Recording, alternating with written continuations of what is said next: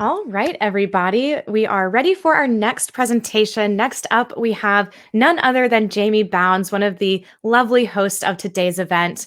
Jamie is a former teacher who found great joy in using her creativity to make ugly homes beautiful again.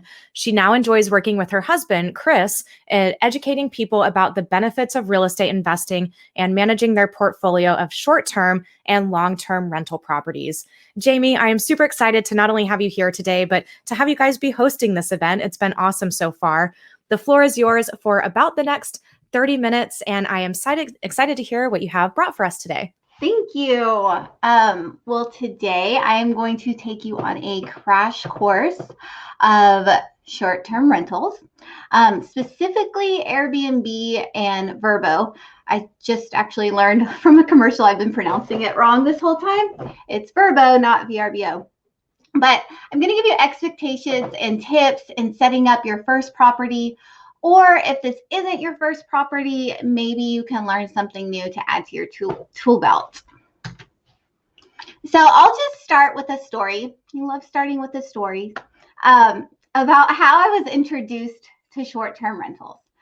I pretty much got thrown into this scenario. So Chris and I flipped a high-end lake house, and it wasn't selling as fast as we wanted it to. So one day, Chris came to me and said, hey, since this isn't selling as fast as we need it to, I went ahead and set up an Airbnb account for it. And I said, okay.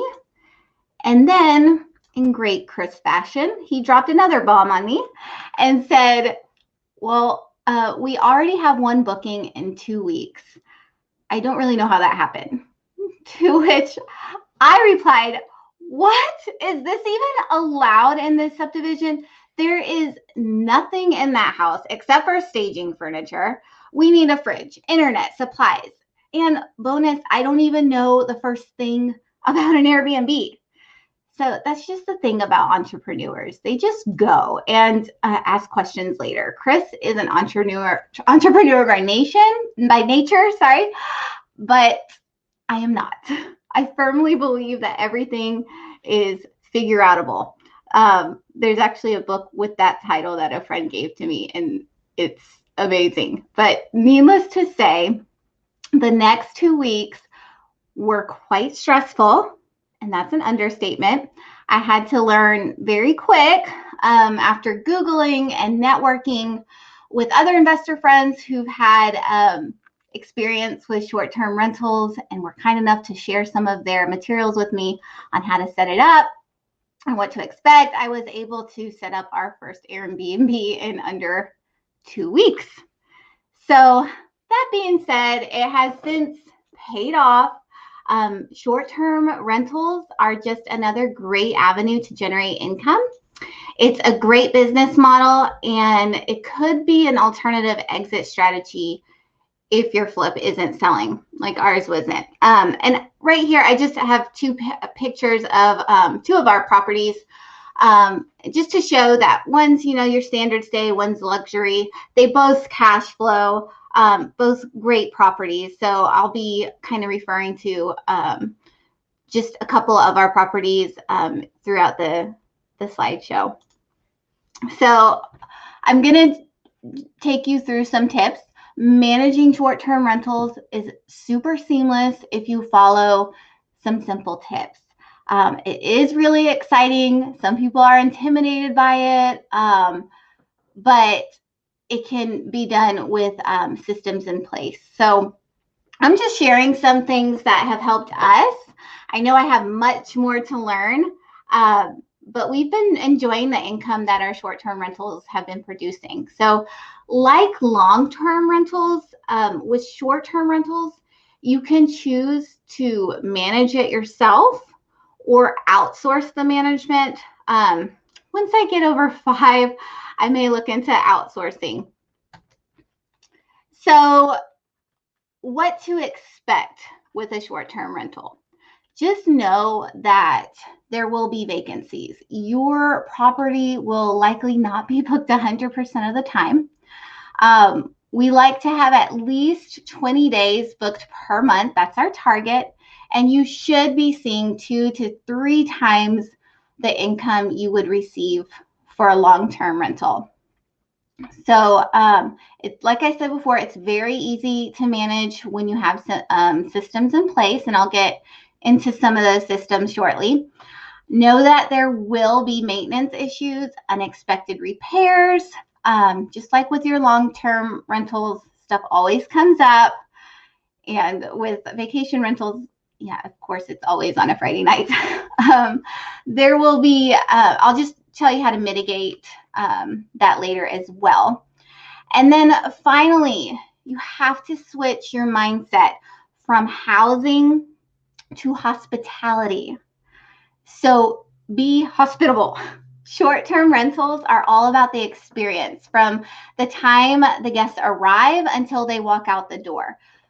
Yes, there will be issues. I mean, for our first Airbnb, the washer wasn't hooked up correctly, and a massive waterfall just flooded into the living room, ruined the guests some of their possessions. But we had a cleaning crew and our handyman come within 30 minutes to clean it all up. I apologized profusely, gave them a discount, and guess what? We still got a 5-star review. So it's really all about customer service. So before considering, there are a few things to consider before pursuing the Airbnb route. So are short-term rentals allowed in the neighborhood? So you're going to want to look at the deed or the HOA to see if it's if they have any short-term rental restrictions before you even set up an Airbnb. Just look for wording that states minimum days allowed for leases. Sample wording, and this is in Texas, rental or lease of the lot and the residence thereon for any period of time less than 90 days shall be prohibited. And don't get me started on how I know this. Long story short, the deed restrictions in one of our Airbnbs were amended after we set up an Airbnb. The developer demanded us to stop, but they didn't have this exact wording in the original deed. So according to our attorney, we were still in the clear to rent, and we continued renting for a period of time until they amended it and sued us. We spoke to our attorney. Even though we had a strong case, we chose just as a business decision not to pursue legal action. And you know what? The heavens opened. God brought us a buyer, and at the same time they sued us, we had a contract on the property to sell. So it was just not worth the headache. So to avoid that, another way to determine if it's Airbnb friendly is to see if there are other short-term rentals in the neighborhood. So just take note of that. And that was even a question I asked Chris in the beginning too. So I was right, babe. So next, is the property properly insured?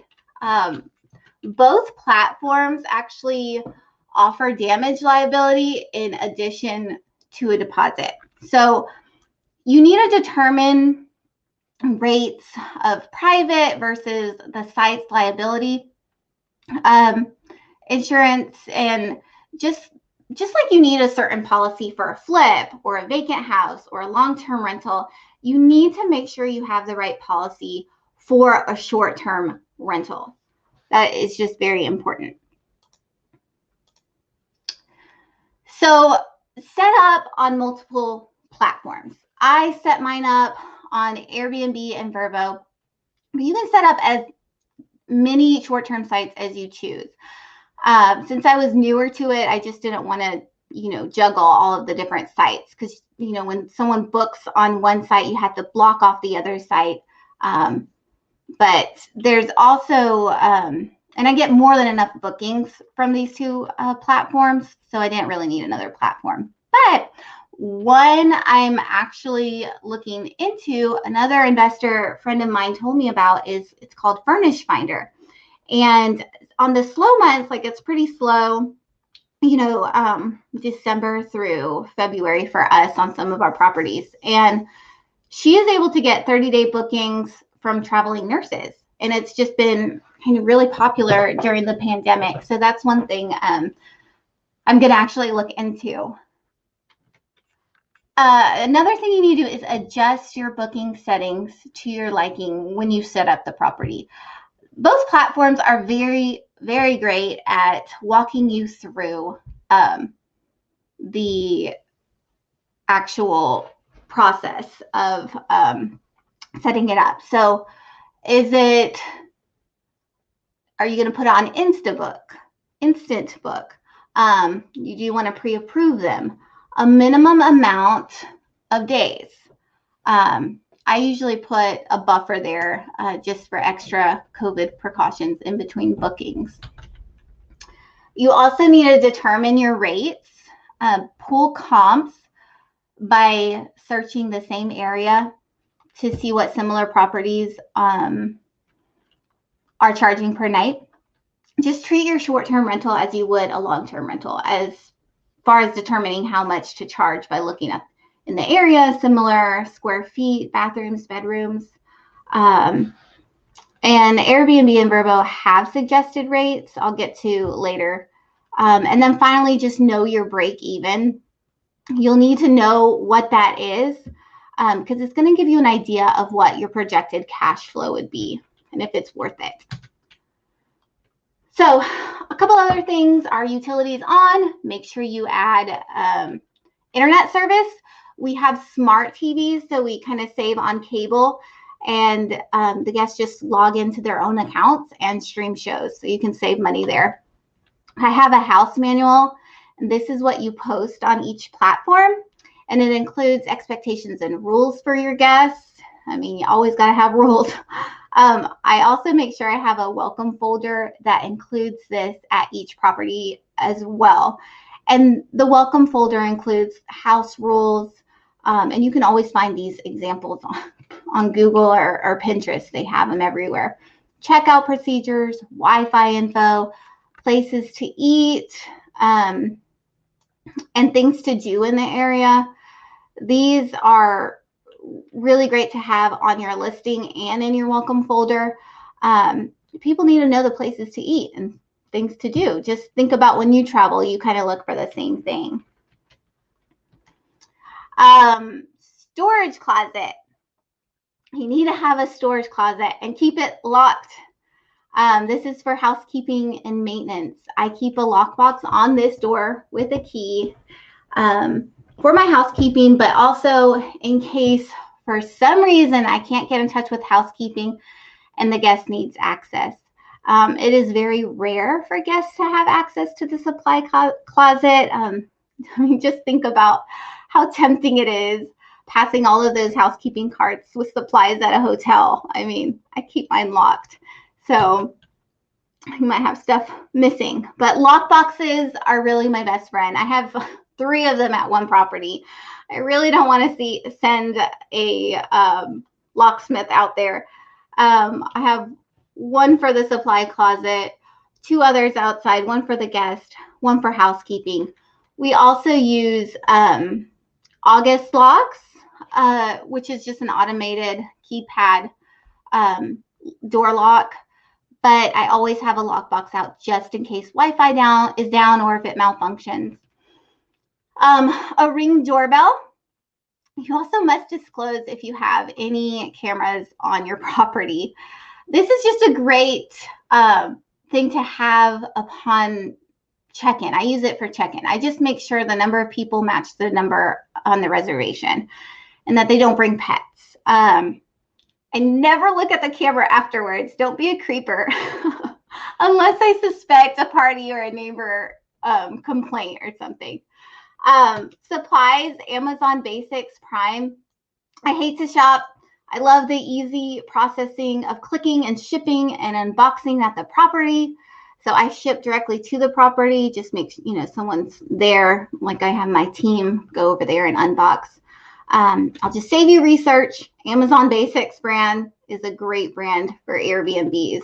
It's inexpensive, but not too cheap. Like, I can't stand IKEA. That stuff breaks. You don't want your guests to fall down from a chair that breaks or can't set up right.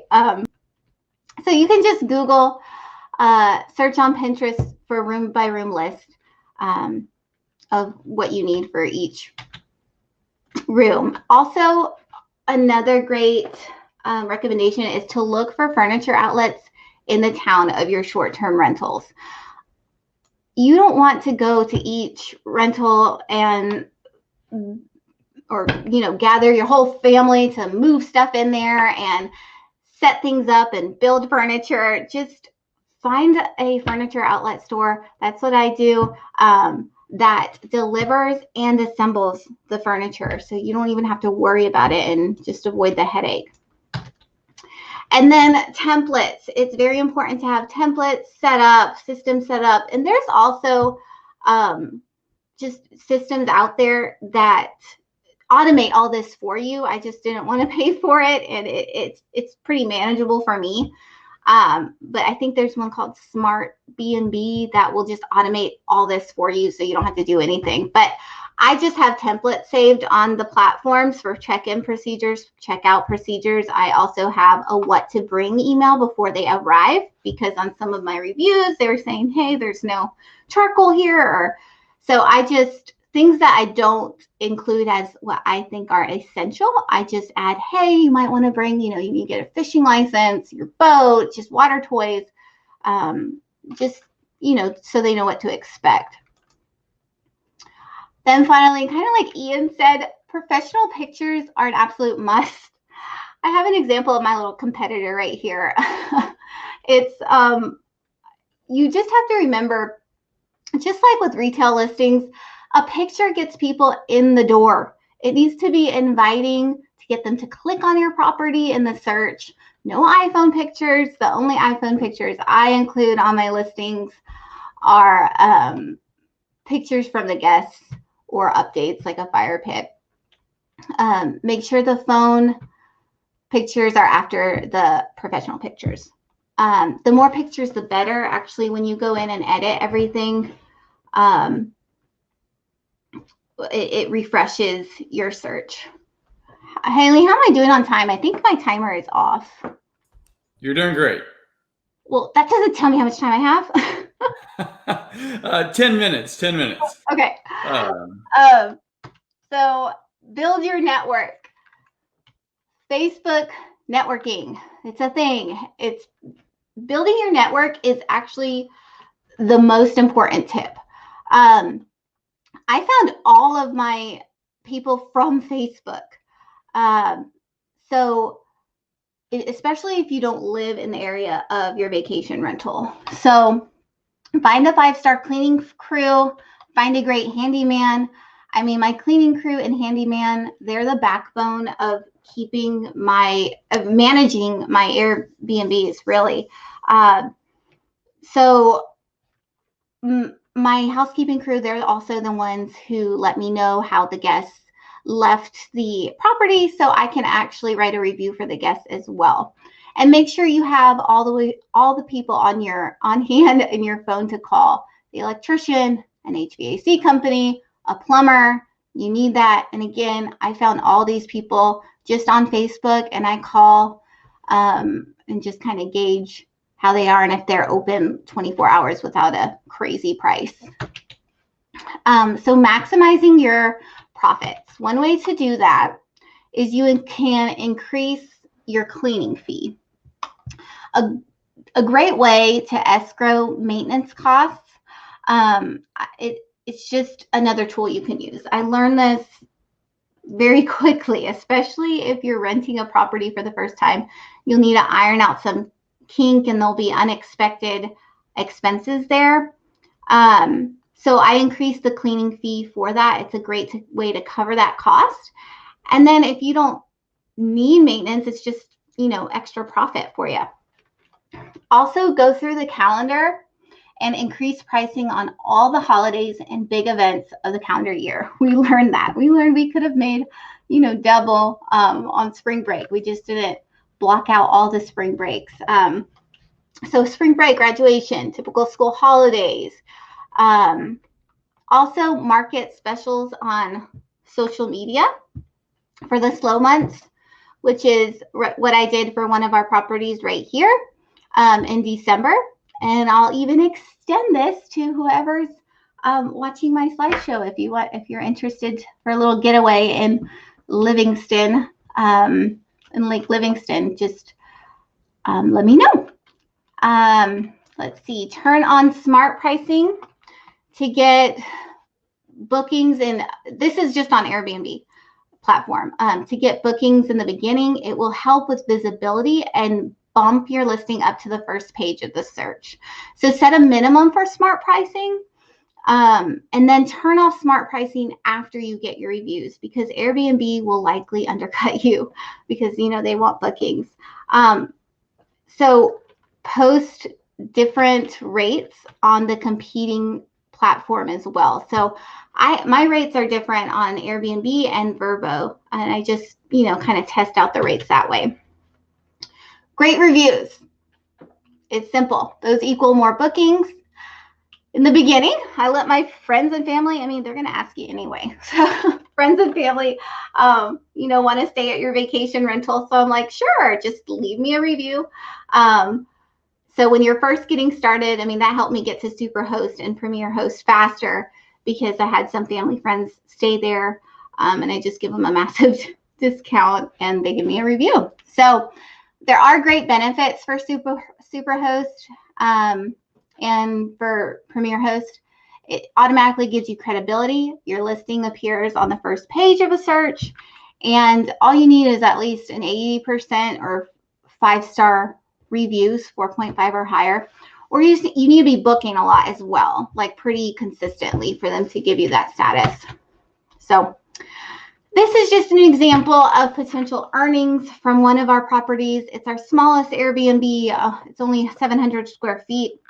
These are gross numbers in just over 8 months. We opened this one up April of last year. And I just share this to state that there's definitely money to be made in your short-term rentals if you are strategic and if you manage it properly.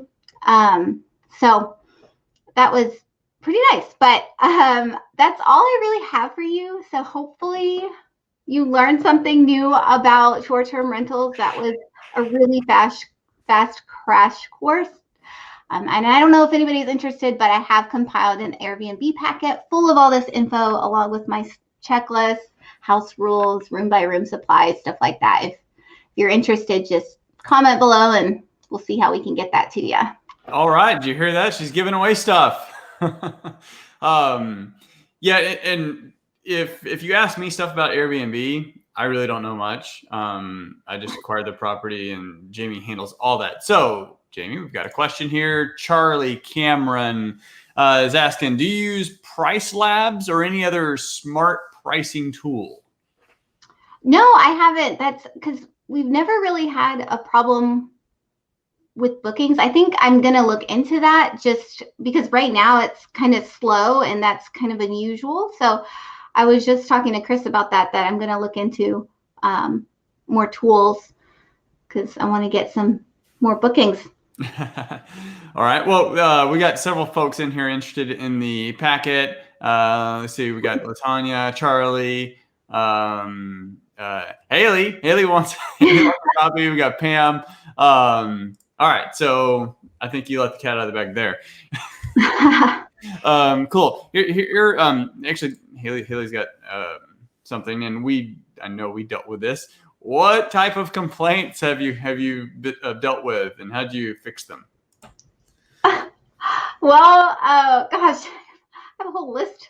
Should have a packet on that, just horror stories. But I mean, it hasn't reflected in our reviews. It's just one was just the neighbors of our luxury house that we sold. We're taking pictures of them. We had some creeper neighbors that would just take pictures of them at our property and then report it to the developer. So, you know, I just had to say, you know, moon them or something. I'm just kidding. I didn't say that. I said, I'm so sorry about that. Just ignore them. But yeah, if somebody has a complaint, it's very much, I mean, if it's a legit complaint, then I will apologize profusely and give them a discount for the night or something. That's what my solution to everything is. Chris thinks I give stuff just away for free, but I don't. I listen to them, and I really want a good review. So just customer service. Yeah, well, we've got the reviews. Let's see. I think there was one more question, or maybe I missed it. A ton of people are asking for the packet. So, okay, so here's how to get the packet. If you RSVP'd for the event, we'll make sure you get a copy. And by RSVP'd, meaning you went to investedagents.com/summit. Let's get that in the comments. Some people may just cut this live. Investedagents.com/summit. If you RSVP'd, like put in your email, that means we have your email, and we'll get it out to you. Make sure you're checking your email and like junk mail too. But if you didn't get that, then go to the website now, and you can still RSVP. We were giving away a free book for folks that RSVP'd, so you can still get that, and then that way we'll at least have your information for the book. Okay. Any other comments or last tips? Yeah, if there are, just type them in. I'll be here, so I'll just answer on the comment section as well. Yeah, you're not going anywhere today. Hey, Jamie, I do have a quick question for you. I figured I'm here. I might as well pop on to ask it. How many sets of sheets do you keep for each bed at your Airbnbs? Because I'm kind of turning on my end, getting a few ready right now. Yeah, I keep just 2. I mean, that's all I really needed. And I have oxygel sticks and hydrogen peroxide, because I've learned hydrogen peroxide gets blood and any yucky stuff out of sheets. It just bubbles up right out. And that's just a tip I've learned, or my housekeepers have taught me. And so, yeah, that's really enough. Obviously, if there's a stain I can't get out, I'll just ship one over to the housekeepers and they'll put them in. Nice. Interesting. Yeah. All right. Thank you so much, Jamie. She'll be around in the comments. You can keep plugging in your feedback and questions. Thanks again.